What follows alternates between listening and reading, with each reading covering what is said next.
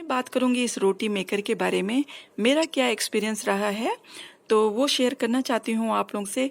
अक्सर हम लोग रोटी मेकर या इस तरह की चीज़ें इसलिए लिया करते हैं कि हमारा काम आसान हो जाएगा, बच्चों को जल्दी खाना मिल जाएगा। पति को सुबह बहुत ज़्यादा भगदड़ होती है, तो बच्चों का टिफ़िन और पति का टिफ़िन, अपना टिफ़िन। तो मैं अभी जब जॉब पे जाती थी तो सुबह जल्दी जाना होता था, इसलिए मैंने इस तरह की चीज़ों का पूरा कलेक्शन कर रखा था। जहाँ जो पता चलता था कि उससे आसानी से काम हो जाते हैं तो मैं वो चीज़ें ले लेती थी।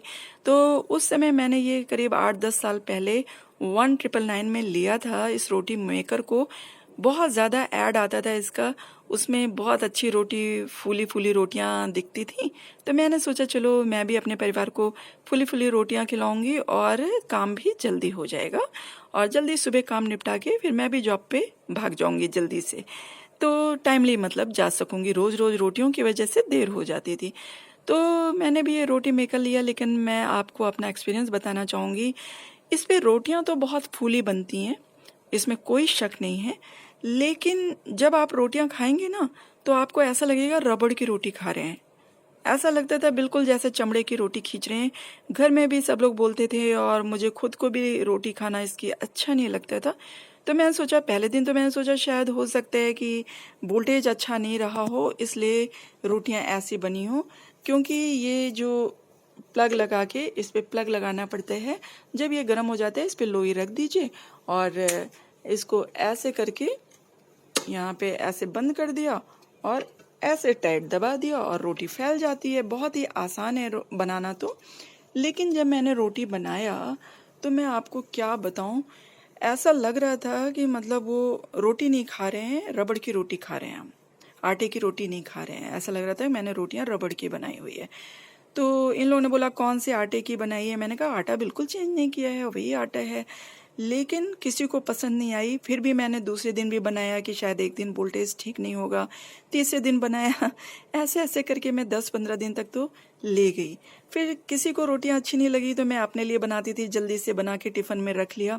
फिर मैं सोचा शायद पराठा अच्छा लगेगा, तो हाँ पराठा थोड़ा रोटी से पराठा ठीक लगता था। लेकिन बिल्कुल भी आप आलू के पराठे बना लीजिए, लेकिन वो बिल्कुल भी सॉफ्ट नहीं बनते, वैसे ही खींचना ही पड़ता है आलू के पराठों को भी। अगर सादे पराठे बनाते हैं तब थोड़ा सा ठीक है, घी लगा के बस पलट दिया इधर उधर और उतार लिया।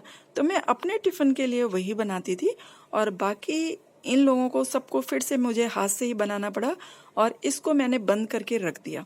फिर एक दिन होली का मौसम आया, तो जब होली का मौसम आया तो मैंने ये सोचा कि इससे पापड़ बना के देखती हूँ। तो मैंने पापड़ बनाया तो पापड़ अच्छे बन गए। मतलब आप लोई रख दीजिए, ढीली ढीली ढीली सी लोई बनाना है, मतलब बहुत ज़्यादा कड़ी लोई नहीं लेनी है। आलू की लोई इसके ऊपर रख दीजिए और दबा दीजिए, पापड़ बहुत अच्छे बन जाते हैं इसके। तो मैंने फिर इससे पापड़ बनाना शुरू किया और पापड़ भी बन जाता है और पूड़ी भी। जहाँ पे आप बेलते हैं बस इसको इससे दबा दबा के रख दीजिए। एक लोई, गीली सी लोई बनाना है, जैसे पूड़ी के लिए हम कड़ी बनाते हैं तो बहुत कड़ी पूड़ी आटा नहीं गूंदना है आपको, ढीली सी लोई ले लेनी है और इस पर दबा देनी है तो छोटी छोटी पूड़ियाँ बन जाती हैं और उसको आप फिर कढ़ाई में तल लीजिए। तो पूड़ियों के लिए उसमें भी आराम तो मिल जाता है कि जल्दी जल्दी बेलना नहीं पड़ता है, जल्दी जल्दी पूड़ियाँ दब जाती हैं। लेकिन रोटी के लिए तो ये बिल्कुल भी काम का नहीं है, बिल्कुल भी यूज़फुल नहीं है।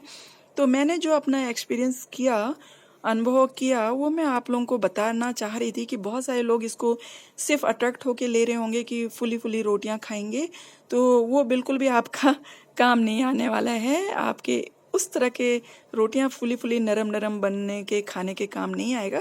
लेकिन हाँ, पापड़ और पूड़ी आप इससे बना सकते हैं। उसके लिए क्या करना है, उस पर सेकना तो है नहीं आपको, बस बना बना के आप रख दीजिए, सेकिए अलग, और पापड़ तो धूप में सुखाना है इस पे से उतार उतार के। तो ये दोनों काम के लिए मैंने अनुभव किया कि ये चीज़ अच्छी है और जल्दी भी पापड़ भी बन जाते हैं, पूड़ी भी बन जाती है। लेकिन रोटी तो भाई मुझसे नहीं बनी, बिल्कुल जैसा लग रहा था कि रबड़ की रोटी खींच रही हूँ। अगर आप लोगों में से किसी का एक्सपीरियंस कुछ अलग रहा है, सचमुच सॉफ्ट रोटी आपकी बनती है, आपको सॉफ्ट रोटी खाने के लिए मिलता है, तो प्लीज़ मुझे भी तरीका बताएं अगर कुछ है। वरना मैं तो सिर्फ पापड़ और पूड़ी ही बना पाती हूँ। इससे रोटियां खाने का, सॉफ्ट रोटियां खाने का मकसद तो मेरा पूरा नहीं हुआ। तो यही चीज़ मुझे आप लोगों से शेयर करनी थी इस रोटी मेकर के बारे में। और अगर आपका एक्सपीरियंस मुझसे कुछ अलग है तो प्लीज़ कमेंट बॉक्स में मुझे ज़रूर बताइएगा, जिससे मैं फिर से इस पे रोटियां बना सकूं। अभी मैं बिल्कुल रोटियां बनाना इस पे छोड़ दी हूँ, क्योंकि 10-15 दिन बहुत गाली खानी पड़ी मुझे कि ये क्या बना रही हो, मुझे नहीं चाहिए। और मैंने इतना पैसा खर्च किया था, पैसा खर्च करने से ज़्यादा तो शौक से लेके आई थी, इसलिए मैंने इसको थोड़ा सा और लंबा खींचा था। लेकिन ये 8-10 सालों से ऐसे ही पड़ा हुआ है बॉक्स में। सिर्फ होली के टाइम निकालती हूँ, मैं पापड़ बनाती हूँ, फिर उसी समय जो तीज त्योहार पे पूड़ियाँ वगैरह बनती हैं तो उस समय मैं बना लेती हूँ। आप लोग स्वस्थ रहें, मस्त रहें, अपना ध्यान रखें और मुझसे अपना एक्सपीरियंस शेयर करना ना भूलें कि आपने जब रोटियां इस पे बनाई तो मेरे एक्सपीरियंस से क्या आपका एक्सपीरियंस, अनुभव अलग रहा क्या, तो वो मुझे बताइएगा ज़रूर कमेंट करके।